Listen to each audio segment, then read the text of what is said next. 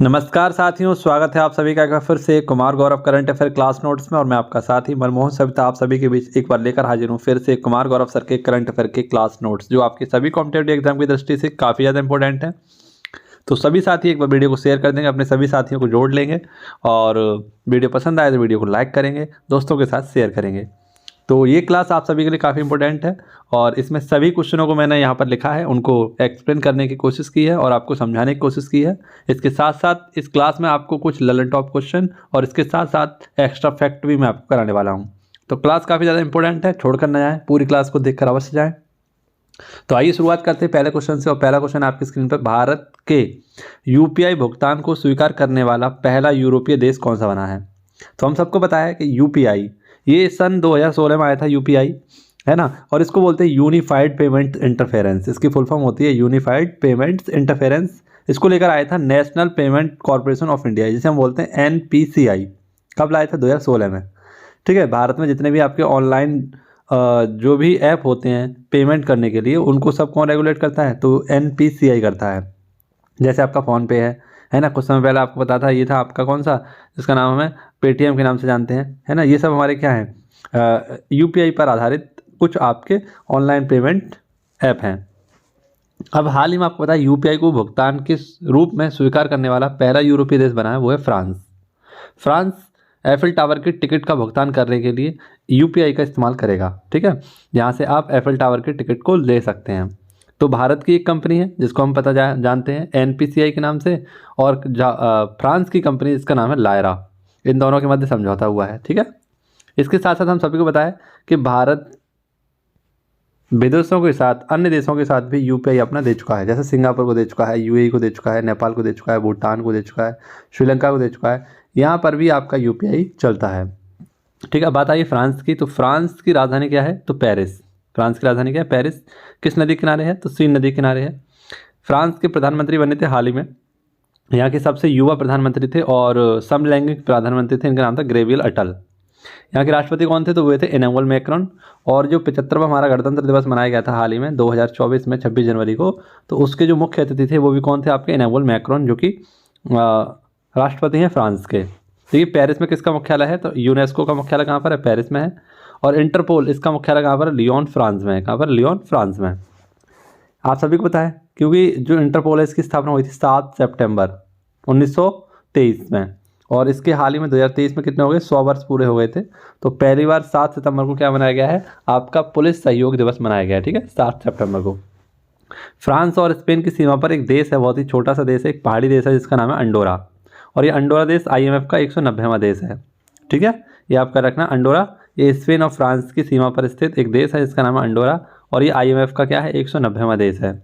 IMF, आप सभी को पता है आईएमएफ का मुख्यालय कहाँ पर है? तो वाशिंगटन डीसी में है आईएमएफ का मुख्यालय। और वर्तमान में इसकी हेड कौन है? तो वो है आपकी क्रिस्टलिना जॉर्जिवा। याद रखना, बहुत इंपॉर्टेंट नाम है, क्रिस्टलिना जॉर्जिवा। ठीक है, क्रिस्टलिना जॉर्जिवा कौन है? तो ये है आईएमएफ की महिला अध्यक्ष हैं और इसका 190वां देश है आपका अंडोरा। ला अंडोरा इसकी क्या है? राजधानी है। अगला क्वेश्चन देखिए क्या कह रहा है। ब्लाइंड पुरुषों की राष्ट्रीय दृष्टिबाधित T20 नागेश ट्रॉफी किसने जीती है? तो दृष्टिबाधित आपका T20 आपका एक क्रिकेट ट्रॉफी है जिसका नाम है नागेश ट्रॉफी। तो हाल ही में कर्नाटक और आंध्र प्रदेश के मध्य ये फाइनल हुआ था, इसमें कर्नाटक आपका जीत गया है और आंध्र प्रदेश हार गया है। ऐसे आपसे पूछा है साथियों कि रणजी ट्रॉफी कौन जीता है? सौराष्ट्र। आईपीएल ट्रॉफी कौन जीता है? तो ये जीता है आपका चेन्नई सुपर किंग। और डूरंड कप, जो कि आपका संबंधित है फुटबॉल से, इसको जीता है मोहन बागान ने। किसने जीता है? मोहन बागान ने। आगे देखते हैं अगला क्वेश्चन। सभी क्वेश्चन आपके लिए इंपॉर्टेंट हैं। अगर आप सभी ने अभी तक टेलीग्राम चैनल को ज्वाइन नहीं किया है तो सभी लोग एक बार टेलीग्राम चैनल को ज्वाइन कर लीजिए, जहाँ से आपको सभी ये पीडीएफ प्रोवाइड होने वाली हैं। सर्च करेंगे आप लोग टेलीग्राम पर मनमोहन क्लासेज। क्या सर्च करेंगे? मनमोहन क्लासेज के नाम से आपको मिल जाएगा। ठीक है, ये आपका ग्रुप पीडीएफ। देखिए अगला क्वेश्चन इंपॉर्टेंट है और परीक्षा में पूछे जाने वाले जितने भी फैक्ट होंगे उन सभी को यहाँ पर मैंने लिखने की कोशिश की है, सभी को आपको समझाने की कोशिश भी की है। तो पूरे पेशेंस के साथ इस क्वेश्चन को पूरा अवश्य देखना आप लोग। पूछा गया है आपसे उत्तराखंड की पहली महिला मुख्य न्यायाधीश। उत्तराखंड की पहली महिला मुख्य न्यायाधीश, और ये बनी है रितु बेहरी। कौन है? रितु बेहरी। इससे पहले ये पंजाब और चंडीगढ़ हाईकोर्ट की क्या थी? कार्यकारी न्यायाधीश थी आपकी। लेकिन हाल ही में ये मुख्य न्यायाधीश बनी है किसकी? तो उत्तराखंड हाईकोर्ट की पहली महिला मुख्य न्यायाधीश बनी है कौन? रितु बेहरी। ठीक है, अच्छा, हम सभी को बताया कि उत्तराखंड का जो हाईकोर्ट है इसकी स्थापना कब हुई थी? सन 2000 में। और इसका मुख्यालय कहाँ पर है? तो हल्द्वानी। ये देहरादून से कहाँ पहुँच गया आपका? हल्द्वानी। सॉरी, नैनीताल से कहाँ पहुँच गया? हल्द्वानी। नैनीताल में था पहले, अब कहाँ है? हल्द्वानी में। तो उत्तराखंड जो हाईकोर्ट है इसकी स्थापना कब हुई थी? सन 2000 में। सन 2000 में 3 हाईकोर्टों की स्थापना हुई थी। एक तो उत्तराखंड हाईकोर्ट की स्थापना हुई थी, ठीक है। इसके साथ साथ छत्तीसगढ़ हाईकोर्ट की स्थापना हुई थी और एक झारखंड हाईकोर्ट की स्थापना सन 2000 में हुई थी। तो दोनों की स्थापना कब हुई है? सन 2000 में हुई है। और इसके साथ साथ इनके राज्यों की स्थापना भी कब हुई है? सन 2000 में हुई है। अच्छा, इनको शपथ किसने दिलाई है? तो शपथ दिलाई है इन्हें राज्यपाल यहाँ के गुरमीत सिंह, लेफ्टिनेंट जनरल गुरमीत सिंह के द्वारा आर्टिकल 217 के तहत इनको क्या दिलाई गई है? शपथ दिलाई गई है। अब इसी प्रकार से अगर हम बात करें कि वर्तमान में हमारे जो उत्तराखंड हाईकोर्ट की महिला मुख्य न्यायाधीश बनी है कौन है? ऋतु बेहरी। ऐसे ही एक और राज्य है जिसकी महिला मुख्य न्यायाधीश है, उनका नाम है ये गुजरात की हैं, इनका नाम है सुनीता अग्रवाल। क्या नाम है इनका? सुनीता अग्रवाल। ये भी आपका रखना है। राजस्थान के हाल ही में नए मुख्य न्यायाधीश बने थे, ये हैं एम श्रीवास्तव। इनका नाम भी आपका रखना है। अब देखते हैं सभी ललन टॉप क्वेश्चन हमारे जो इंपॉर्टेंट हैं उनके बारे में चर्चा कर लेते हैं। जैसे सुप्रीम कोर्ट की महिला न्यायाधीश कौन थी? तो सुप्रीम कोर्ट की पहली महिला न्यायाधीश थी, उनका नाम था फातिमा बीबी। क्या नाम है? फातिमा बीबी। इनकी हाल ही में मृत्यु हो गई थी और इनको भारत का चौथा सर्वोच्च सम्मान पद्मश्री से भी सम्मानित किया गया है फातिमा बीबी को। अगर आपसे पूछा जाए कि हाई कोर्ट की पहली महिला न्यायाधीश कौन थी? हाई कोर्ट की पहली महिला न्यायाधीश कौन थी? तो वो थी अन्ना चांडी और ये केरल हाई कोर्ट से थी। ऐसे पूछे आपसे हाई कोर्ट की पहली महिला मुख्य न्यायाधीश कौन थी? तो ये थी लीला सेठ और ये कहाँ से थी? हिमाचल प्रदेश से। ठीक है। आपसे पूछे हाई कोर्ट की पहली महिला मुख्य न्यायाधीश कौन थी? तो लीला सेठ। और किसी भी हाई कोर्ट की पहली महिला मुख्य न्यायाधीश भी कौन है? तो वो है लीला सेठ। इसके साथ साथ हिमाचल प्रदेश हाई कोर्ट की पहली महिला मुख्य न्यायाधीश कौन है? तो वो है लीला सेठ। इस प्रकार से आपको सारे क्वेश्चन याद रखने हैं। जैसे मैं बात करूं तो कुल हाईकोर्टों की संख्या कितनी है वर्तमान में? तो कुल हाईकोर्टों की संख्या 25 है ना। और हाईकोर्ट हमारे कौन से आर्टिकल में है? तो 214 में है। और भारत का 25वां हाईकोर्ट कौन सा है? तो वो है अमरावती हाईकोर्ट। कौन सा है? अमरावती हाईकोर्ट, जो कि आंध्र प्रदेश का है। नेक्स्ट देखिए, पहले 3 हाईकोर्ट कौन से बनाए गए थे? तो सन 1861 के भारत परिषद अधिनियम के द्वारा 3 हाईकोर्ट बनाए गए थे 1862 में। सबसे पहला बना था जुलाई 1862 में, कलकत्ता आपका हाईकोर्ट बना था। उसके बाद आपका बॉम्बे हाईकोर्ट बना था और उसके बाद बना था मद्रास हाईकोर्ट। तो ये 3 एक साथ बने हैं आपके 1862 में। इनका नाम आपको याद रखना है, ठीक है। इसके साथ साथ आप लोग देखिए, हाईकोर्ट जो अपने रिट जारी करता है वो 216 से जारी करता है, माफ करना 226 से जारी करता है। और सुप्रीम कोर्ट जो है वो आपका आर्टिकल 32 से क्या करता है? रिटों को जारी करता है, ठीक है। इसके साथ साथ आपको बताया 1773 का रेगुलेटिंग एक्ट आया था आपका। और 1774 में आपका एक सुप्रीम कोर्ट की स्थापना की गई थी कलकत्ता में, जिनके पहले मुख्य न्यायाधीश बने थे लॉर्ड एलिजाम पे। और इसमें 3 अन्य न्यायाधीश थे। एक का नाम था आपका हाइड, एक का नाम था चैम्बर्स और एक का नाम था लिमनेस्टर। तो एक ट्रिक से आप लोग याद रखते हैं HCL के नाम से इसको याद रखते हैं। H for Hyde, C for Chambers, L for Limnester. इस प्रकार से आप लोग याद रख सकते हैं। ये 3 अन्य न्यायाधीश थे आपके, जो पहला फेडरल कोर्ट बनाया गया था सन 1774 में आपका कलकत्ता में। अब देखिए, उत्तर प्रदेश का जो हाई कोर्ट है वो कहाँ पर है? इलाहाबाद में है और इसकी स्थापना हुई थी 1866 में। दिल्ली हाई कोर्ट, केंद्र शासित प्रदेशों में ऐसा कौन सा केंद्र शासित प्रदेश है जिसके पास हाई कोर्ट है? तो वो है आपका दिल्ली। और दिल्ली हाई कोर्ट आपकी इसकी स्थापना हुई थी 1966 में, ठीक है। पटना हाई कोर्ट के बारे में याद रखना, ये बिहार का है। लक्षद्वीप और केरल का जो हाई कोर्ट है वो एक संयुक्त हाई कोर्ट है एर्नाकुलम में। कहाँ पर है? एर्नाकुलम में। तो ये भी पॉइंट आपको याद रखने हैं, ठीक है। आई होप आपको वीडियो पसंद आई होगी। अगर वीडियो पसंद आ रही हो तो वीडियो को लाइक और दोस्तों को एक बार ज़रूर शेयर करें और बताएं दोस्तों को, ये यहाँ से आपका बहुत ही अच्छा रिवीजन होने वाला है। बहुत अच्छे अच्छे फैक्ट मैं आपको सिखाने वाला हूँ। आप धीरे धीरे मेरे साथ बने रहिए, बहुत सारी चीज़ें आप सीखने को मिलेंगी आपको। अगला क्वेश्चन आपकी स्क्रीन पर है, क्वेश्चन नंबर 3। और इसमें आपसे पूछा गया है रोल्स रॉयल्स, है ना, एक हमारी कार निर्माता कंपनी है रोल्स रॉयल्स। बहुत महंगी कार बनाता है रोल्स रॉयल्स, है ना। हर किसी का सपना भी होता है इस कार में बैठने का और उसको अपना बनाने का। तो रोल्स रॉयल्स ने भारत में M2U S4000 समुद्री इंजन बनाने के लिए समझौता किया है। तो हाल ही में रोल्स रॉयल्स ने क्या किया है? भारत की जो है आपकी गार्डन रिच शिपयार्ड लिमिटेड, है ना, garden rich ship builders engineer limited, इसके साथ क्या किया है? तो हाल ही में समझौता किया है एक समुद्री इंजन बनाने के लिए। और समुद्री इंजन कौन सा है? तो MTU S4000, है ना, 4000 इसका नाम है। इसका निर्माण होगा रांची में, रांची झारखंड में इसका निर्माण होने वाला है, ठीक है। और किसके साथ समझौता किया है? तो GRSE, इसकी फुल फॉर्म है garden rich ship builders engineer limited. और ये कहाँ पर है? कोलकाता में है, ठीक है। ये बात आपको याद रखनी है। नेक्स्ट देखिए कुछ इंपॉर्टेंट फैक्ट देख लीजिए, ललन टॉप क्वेश्चन आपके। C295 हेलीकॉप्टर ये टाटा और एयरबस के मध्य क्या हुआ है, समझौता हुआ है और बड़ोदरा में ये बनाए जाएंगे। और पहला जो आपका आया था वो कहाँ से आया था, स्पेन से आया था, ये भी आपको याद रखना है। मत्स्य 6000 क्या है, तो एक समुद्री यान है। टाइटन पनडुब्बी ये आपको पता है, हाल ही में जो टाइटन आपका जहाज़ था उसका मलबा देखने गई थी, और ये ओशन गेट एक कंपनी है, इसका था आपका टाइटन पनडुब्बी। नेक्स्ट समुद्र की गहराई किसमें नापी जाती है, फेदोमीटर में। प्रबल क्या है, तो एक लंबी दूरी की रिवॉल्वर है। और प्रचंड क्या है, तो एक लाइट कॉम्बैट हेलीकॉप्टर है आपका प्रचंड, ठीक है। ये भी आपको याद रखना है सारे फैक्टों को। नेक्स्ट देखिए क्वेश्चन नंबर 4 हमारा क्या कह रहा है, अंतरिम बजट, आप सभी ने पढ़ा होगा अंतरिम बजट। 2024-25 के अनुसार भारतीय सहायता प्राप्त करने वाला शीर्ष देश कौन सा है। तो ऐसा कौन सा देश है जो भारत से सर्वाधिक आपकी सहायता प्राप्त करता है, और ये हमें बताया गया बजट 2024-25 के अनुसार सहायता प्राप्त करने वाला सबसे ज़्यादा वो है आपका भूटान, दूसरे नंबर पर है नेपाल, और तीसरे नंबर पर है मालदीव। भारत जो सर्वाधिक आपका क्या करता है, देशों की सहायता करता है, तो उस सहायता में लगभग 5668 करोड़ रुपए का सहायता करता है, जिसमें सर्वाधिक आपकी जो सहायता की है वो भूटान की है, लगभग 2069 करोड़ रुपए की सहायता की है। नेपाल की है लगभग 700 करोड़ रुपए की, और मालदीव की है लगभग 600 करोड़ रुपए की, ठीक है। अगर बजट की बात करें हम लोग, तो ये निर्मला सीतारमण का छठा बजट था, और पहला इनका क्या था, अंतरिम बजट था।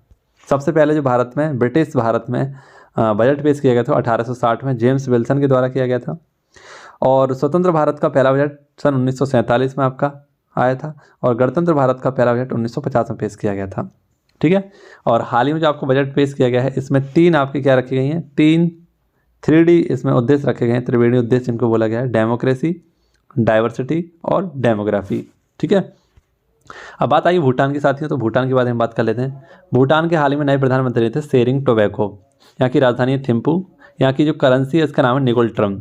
इसको बोलते हैं लैंड ऑफ थंडरबोल्ट, भूटान को क्या बोलते हैं, लैंड ऑफ थंडरबोल्ट बोलते हैं। इसकी भारत के साथ जो कुल सीमा लगती है वो लगती है 699 किलोमीटर। और कितने राज्य लगते हैं, तो 4 राज्य लगते हैं, अरुणाचल प्रदेश, सिक्किम, वेस्ट बंगाल और एक आपका आसाम। ये 4 राज्य लगते हैं किससे, हमारे तो भूटान से। ये भी आपको पॉइंट याद रखने हैं सारे के सारे। आगे बढ़ते हैं, देखते हैं अगला क्वेश्चन। ना संघर्ष ना तकलीफ तो क्या खाक मजा है जीने में, अच्छे अच्छे तूफान डल जाते हैं अब आग लगी हो सीने में। देखिए अगला क्वेश्चन आपका क्वेश्चन नंबर 5। प्रधानमंत्री ने 27,000 करोड़ के तालावीरा थर्मल पावर प्रोजेक्ट की आधारशिला रखी है। तो हाल ही में प्रधानमंत्री मोदी जी ने 27,000 करोड़ की एक तालावीरा थर्मल पावर प्रोजेक्ट की आधारशिला रखी है, और ये रखी गई उड़ीसा में भी कहाँ रखी गई, संबलपुर में, ठीक है। यहाँ पर 3 यूनिट लगेंगी 800 मेगावाट की। तो टोटल यहाँ पर आपका जो बिजली उत्पादन होगा वो लगभग 2400 मेगावाट बिजली का उत्पादन होगा। और इसका निर्माणकर्ता कौन है, तो नेवेली निगलाइट लिमिटेड है आपका, इसके द्वारा इसका निर्माण किया गया है। इसमें कुल खर्चा आने वाला है आपका 27,000 करोड़ का, ठीक है। ये आपका रखना है 27,000 करोड़ का यहाँ खर्चा आने वाला है। तो ये आपका रखना है, प्रधानमंत्री मोदी जी ने हाल ही में 27,000 करोड़ की तालावीरा परियोजना का आधारशिला रखा है, कहाँ पर, तो संबलपुर उड़ीसा में। अब देखिए जितनी भी हमारी नदी परियोजनाएं हैं उन पर हम लोग बात कर लेते हैं थोड़ा सा। पहले तो हम लोग बात करते हैं किसकी, तो फर्स्ट पंचवर्षीय योजना जो आपकी कब आई थी, 1951 से 1956 तक फर्स्ट पंचवर्षीय योजना आई थी। और इसमें कृषि और सिंचाई से संबंधित जो भी आपकी परियोजनाएं थी तो उनको बढ़ावा दिया गया था। और प्रथम पंचवर्षीय योजना के तहत 3 आपके बनाए गए थे BDH, क्या बनाई गई थी, BDH 3 आपकी सिंचाई परियोजना थी। एक तो आपकी थी भाखड़ा नाकल, है ना, भाखड़ा नाकल। D से थी आपकी दामोदर, और H से थी आपकी हीराकुंड। भाखड़ा नाकल ये आपका भाखड़ा नाकल बांध जो है आपका किस नदी पर है, सतलज नदी पर है। दामोदर नदी पर दामोदर है, और हीराकुंड आपका किस पे है, तो महानदी पर है, ठीक है। ये आपका रखना है। चलिए अब मैं आपको और बहुत सारी याद कराता हूँ कि अगर आपको आता है तो बहुत अच्छी बात है, नहीं आता है तो आपको पूरे दिल से, ठीक है, इसको क्या करना है, रिवाइज करना है, इसको देखना है, नोट डाउन करना है। नोट डाउन नहीं किया हो या फिर आप स्क्रीनशॉट ले सकते हैं, या इसको पूरा एक बार आप लोग पढ़ लीजिए, आपको धीरे धीरे चीज़ें याद होने में लगेंगी। जैसे हम बात करें भाखड़ा नाकल बांध की, है ना, भाखड़ा नाकल बांध परियोजना ये आपकी सतलज नदी पर है, और कहाँ पर है, पंजाब में। इंदिरा गांधी नहर परियोजना ये आपकी सतलज और व्यास नदी पर है, राजस्थान में। हीराकुंड बांध परियोजना ये आपकी महानदी पर है, उड़ीसा में। ऐसी तुंगभद्रा की बात करें तो ये तुंगभद्रा नदी पर है, आंध्र प्रदेश में। नागार्जुन सागर की बात करें तो ये कृष्णा नदी पर है, आंध्र प्रदेश में। इसी प्रकार से आप लोग देखिए फरक्का परियोजना, ये गंगा और भागीरथी नदी पर है पश्चिम बंगाल में। काकरापार परियोजना ये आपकी ताप्ती नदी पर है गुजरात में। ओकाई परियोजना मोस्ट इंपॉर्टेंट है, ताप्ती नदी पर है ये, और ये कहाँ पर आपका गुजरात में। रेहंद परियोजना ये रेहंद नदी पर है आपका उत्तर प्रदेश में। इडुक्की परियोजना तो ये पेरियार नदी पर है केरल में। टिहरी बांध परियोजना ये आपकी भागीरथी नदी पर है उत्तराखंड में। कोयना बांध परियोजना ये कोयना नदी पर है आपका महाराष्ट्र में। ठीक है, यहाँ पर आपके सारे रिवाइज हो जाएंगे बहुत अच्छे तरीके से और कम समय में। सलाल देखें हम लोग, बगलीहाल देखें, रैटल देखें, दुल्हस्ती देखें, है ना। और ये सारी आपकी किस नदी पर हैं, तो चेनाब नदी पर है, और ये कहाँ पर, कश्मीर में। स्वर्ण रेखा परियोजना ये आपकी स्वर्ण रेखा नदी पर है और ये आपका झारखंड में है। स्वर्ण रेखा नदी पर ही आपका एक जलप्रपात है जिसका नाम है हुंटू जलप्रपात। शिव समुद्रम परियोजना ये आपकी कावेरी नदी पर है और ये कर्नाटक में है। मैट्टूर बांध ये आपका कावेरी नदी पर है तमिलनाडु में। तेनू घाट बांध ये आपका दामोदर नदी पर है झारखंड में। दामोदर नदी घाट परियोजना मैंने आपको बताई थी पंचवर्षीय योजना में, और ये दामोदर नदी पर झारखंड में है आपका। सरदार सरोवर बांध ये नर्मदा नदी पर आपका गुजरात में है। नेक्स्ट दुल्हस्ती मैंने बताई आपको चिनाब नदी पर, ये कहाँ पर है, कश्मीर में है। अलमाटी बांध ये कृष्णा नदी पर है, कर्नाटक में है। और मयूराक्षी परियोजना ये आपकी कहाँ पर है, तो ये मयूराक्षी नदी पश्चिम बंगाल में है। तो ये सारी की सारी आपकी कुछ नदी परियोजनाएं थी जो आपको याद रखनी है। काफ़ी इंपॉर्टेंट पॉइंट है, स्ट्रैटेजी की दृष्टि से कहीं ना कहीं आपसे पूछा जाएगा। अगर आप किसी भी वनडे एग्जाम की तैयारी कर रहे हैं, पुलिस की हो, एसएससी जीडी की हो, ये क्वेश्चन बनते रहते हैं आप लोगों के लिए। और आप जैसे कि आपको आरओ है ना, ये बहुत ज़्यादा फैक्चुअल क्वेश्चन आपसे पूछेगा मिलान करने के लिए, तो यहाँ से ये क्वेश्चन बन सकता है। आप लोग इसे नोट डाउन जरूर कर लीजिएगा। आइए अगले क्वेश्चन की ओर बढ़ते हैं और देखते हैं अगला क्वेश्चन हमारा क्या कह रहा है। नौसेना में शामिल पहला सर्वेक्षण पोत।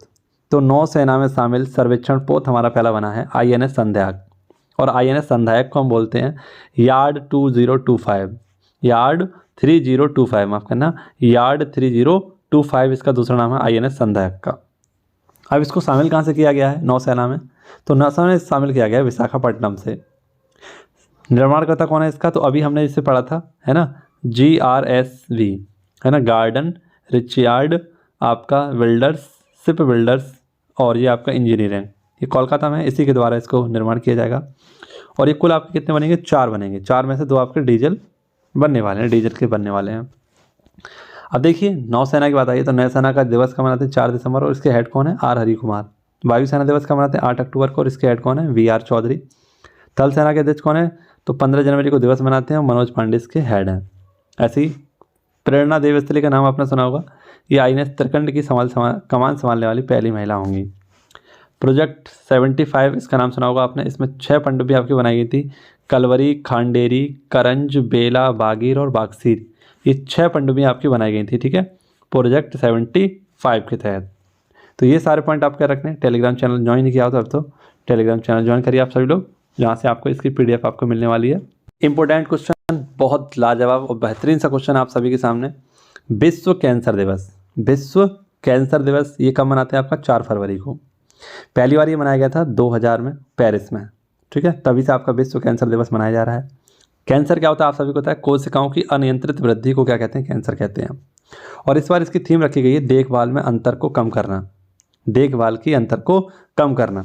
तो कैंसर ये आपका काफ़ी चर्चा का विषय बना हुआ है, क्योंकि हाल ही में एक अफवाह फैली थी आपकी कि सर्वाइकल कैंसर से किसकी मौत हुई है, पूनम पांडे एक अभिनेत्री है आपकी, इनकी मृत्यु की अफवाह फैलती है सोशल मीडिया पर, बहुत तेज़ी से ये वायरल होती हैं पूनम पांडे, और इनको बताया गया था कि सर्वाइकल कैंसर से इनकी मौत हुई है।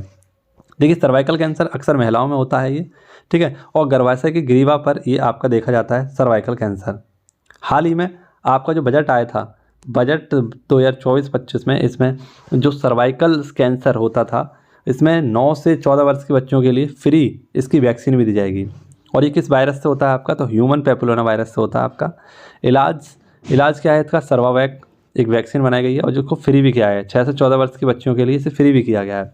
ठीक है, तो काफ़ी गंभीर बीमारी है, एक महिलाओं में देखी जाती है काफ़ी ज़्यादा, सर्वाइकल कैंसर इसको हम कहते हैं। ठीक है, वर्जाइना के आसपास होने वाला जो आपका कैंसर है उसे हम सर्वाइकल कैंसर के रूप में जानते हैं। देखिए कैंसर को समझते पहले कैंसर क्या होता है। कैंसर का अध्ययन इसे कहते हैं हम ऑन्कोलॉजी। कोशिकाओं की अनियंत्रित वृद्धि को क्या कहते हैं, तो एक ही जगह पर आपकी कोशिकाओं की अनियंत्रित वृद्धि जब हो जाती है और ये अपनी जड़ें बढ़ा लेता है तो उसे वो कैंसर का रूप ले लेता है। और इसको किस थेरेपी से सही किया जा सकता है, तो कीमोथेरेपी, इसमें समस्थानिक किसका उपयोग किया जाता है, तो कोबाल्ट 16 का। और कौन सी किरणें होती हैं, तो गामा किरणें होती हैं, इसके लिए यूज़ की जाती हैं कैंसर के लिए। ठीक है, तो ये सारी पॉइंट आप क्या रखने किसने, कैंसर से। अब देखिए कुछ हमारी बीमारियों से संबंधित दिवस हैं।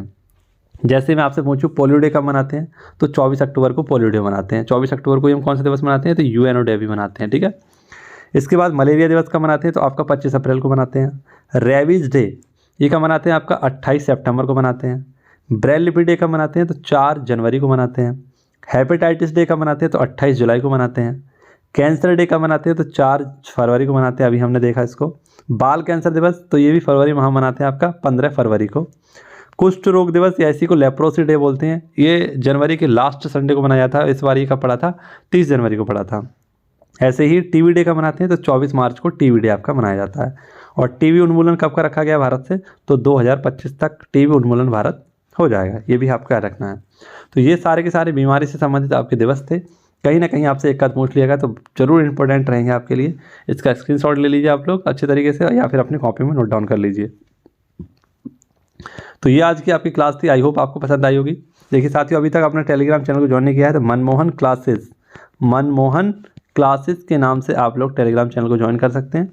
ठीक है, और यहाँ से आप सभी पुरानी नई जितने भी प्रकार के आपके PDF हैं वो सब ये भी आपको प्रोवाइड कराई जाती हैं। ठीक है, तो सभी साथी एक बार टेलीग्राम चैनल को ज्वाइन कर लीजिए। जिस किसी भी साथी ने चैनल को सब्सक्राइब नहीं किया है, चैनल को सब्सक्राइब कर लीजिए। ठीक है, बेल आइकन घंटी को नहीं दबाया है तो बेल आइकन घंटी को दबा दीजिए, जिससे कि आपको लेटेस्ट अपडेट वीडियो नोटिफिकेशन मिलती रहे और आप भी किसी भी रिवीजन की वीडियो से क्या ना हो सकें, वंचित ना रह सकें। तो उसके लिए आपको चैनल को सब्सक्राइब करना पड़ेगा। ठीक है, चलिए मिलते हैं आप सभी से कल इसी समय पर। थैंक यू, जय हिंद, जय भारत, वंदे मातरम, भारत माता की जय।